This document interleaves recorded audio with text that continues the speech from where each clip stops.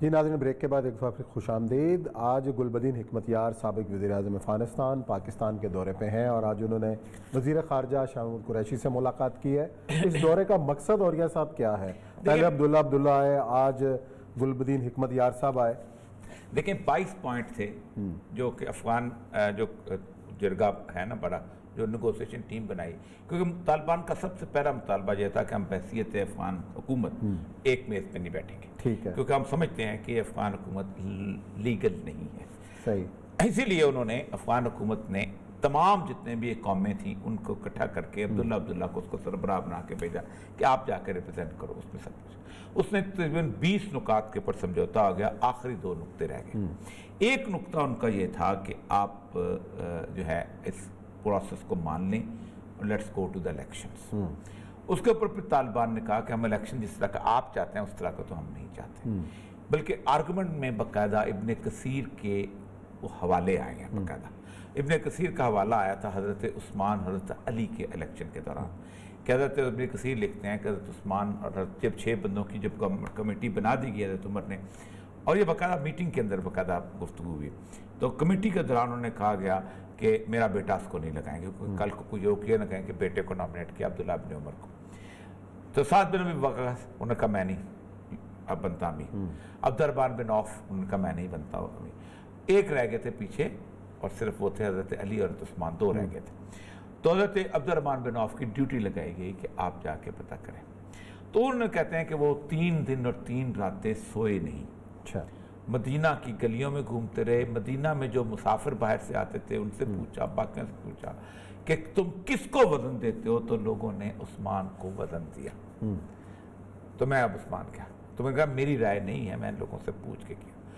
طالبان کہتے تھے کہ مدینہ میں جتنے بھی لوگ آباد تھے وہ بیسیکلی اہل رائت تھے، کیونکہ مدینہ کی آبادی مہاجرین اور انصار اور کچھ وہ لوگ جو صحابہ اکرام کے ساتھ تھے مطلب ان سے آباد تھی۔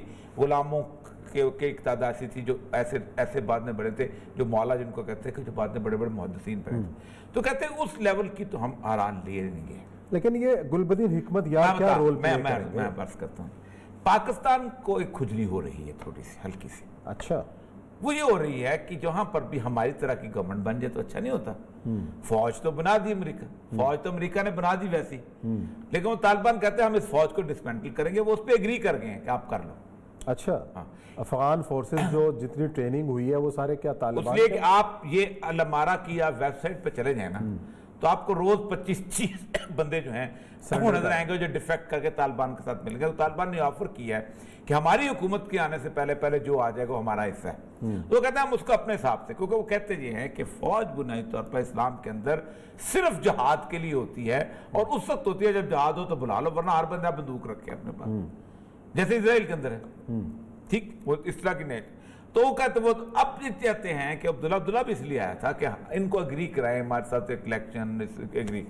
حکمت یار از آلسو اسی سٹائل کا انجینئر صاحب ہے نا، انجینئر صاحب ہے نا۔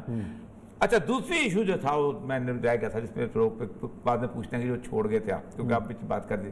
دوسرا تھا کہ انہوں نے کہا، طالبان نے کہا تھا ہم فقہ حنفی کے مطابق جو ہے اچھا، ہم اس کو وہ نافذ کریں گے۔ تو اس میں انہوں نے کہا کہ دیکھیں مسئلہ سارا یہ ہے کہ اکثریت کی فقہ نافذ کی جاتی ہے، باقی مثلا خلافت عثمانیہ میں ساری فقہ حنفیہ نافذ تھی، اور کہاں نافذ تھی؟ جہاں شافعی بھی تھے، جہاں مالکی بھی تھے، جہاں حنبلی بھی تھے، مطلب سعودی عرب میں نافذ تھی، مطلب عراق میں نافذ تھی، مطلب مصر میں نافذ تھی، شام میں نافذ تھی، مصر میں سارے شافعی ہیں، تو فقہ حنفیہ نافذ تھی۔ لیکن باقی لوگوں کے فقہ کے بارے میں ایک بات طے ہے، خواہ وہ جعفری ہو خواہ کوئی ہو، یہ بھی آرگومنٹ میٹنگ میں، جو چیز نافذ ہونی ہے اس میں کوئی اختلاف نہیں۔ کوئی فقہ نہیں کہتی چوری جائز ہے، کوئی نہیں کہتی زنا جائز ہے، کوئی نہیں کہتی غیبت جائز ہے، کوئی نہیں کہتے ہاتھ چوری کرنے والے کے ہاتھ نہ کاٹو، زنا کرنے والے کو انسان۔ اب یہ چیز تو اپنے کر سکتے، یہ حکمت یار کو بنیادی طور پہ کہا گیا، ایران کا بھی انفلوئنس یہ وہ کہ تم جا کے پھر ایک دفعہ ایک اور کوشش کرو، یہ وہ کیا کوشش؟ میں وہی تو پوچھ رہا ہوں کہ بھائی وہ آپ ذرا سا یہ جب اب ماڈرن گورنمنٹس اس طرح کی بن رہی ہیں، یعنی کہ حکمت یار صاحب حکومت پاکستان سے یہ منوانا چاہ رہے ہیں کہ ان سے طالبان کے اوپر اپنا اثر رسوخ۔ ایک اور چیز چھوڑا گیا، وقت بہت تھوڑا رہ گیا کہ اب طالبان کہتے تھے کہ امریکہ تو جو معاہدہ کر گیا ہے اس کی روشنی میں یہ معاہدہ ہوگا. اچھا اس سے ہم آگے پیچھے نہیں ہوں آگے نہیں ہوں گے. ظاہر ہم نے تو ان سے جنگ جیتی ہے نا, تم سے تھوڑی جیتی ہے. صحیح ہے. تم تو ایک جرمنی بیٹھا ہوتا ہے, ایک وہاں بیٹھا ہوا تھا. اب وہ کہتے ہیں انہوں نے یہ چکر نہیں یہ نئی گورنمنٹ ہے تو بین الاقوامی, جیسے ہمارے یہاں ہوتا ہے نا ملی جرجیتی کونسل اور قومی حکومت, وہ نہیں مانتے. اور آخر میں انہوں نے یہ کہا کہ اگر ہم نہیں مانتے تو ہم لڑنے سے پھر لڑائی, پھر تو ہم لڑ کے لے لیں گے.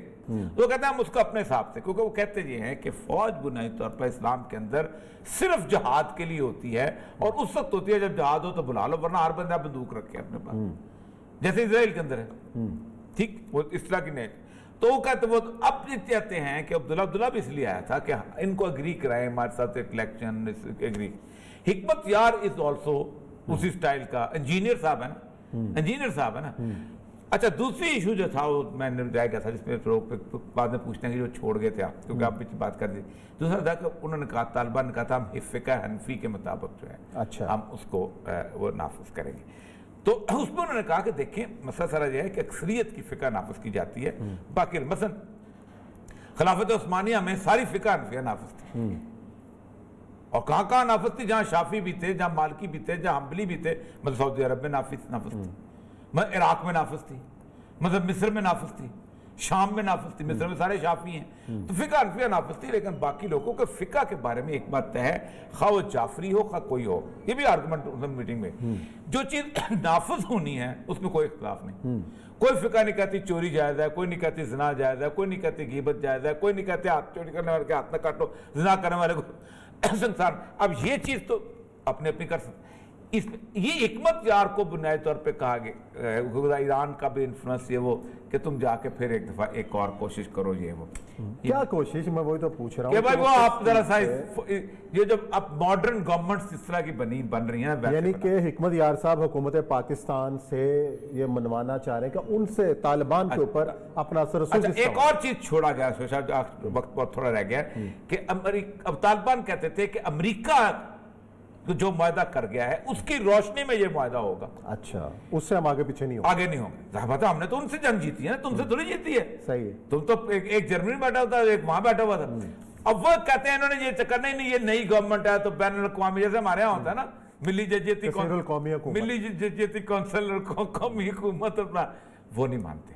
اور آخر میں انہوں نے یہ کہا کہ اگر ہم نہیں مانتے تو ہم لڑنے سے پھر لڑائی, پھر تو ہم لڑ کے لے لیں گے. چلیں جی دیکھتے ہیں کہ آنے والے دنوں میں کیا ہوتا ہے اور افغانستان کے اندر امن کا خواب کس انداز میں پورا ہوتا ہے. اسی نوٹ کے ساتھ آج کا پروگرام ختم کرتے ہیں. کل نئے موضوعات کے ساتھ خدمت میں حاضر ہوں گے. اپنا خیال رکھیں. اللہ حافظ.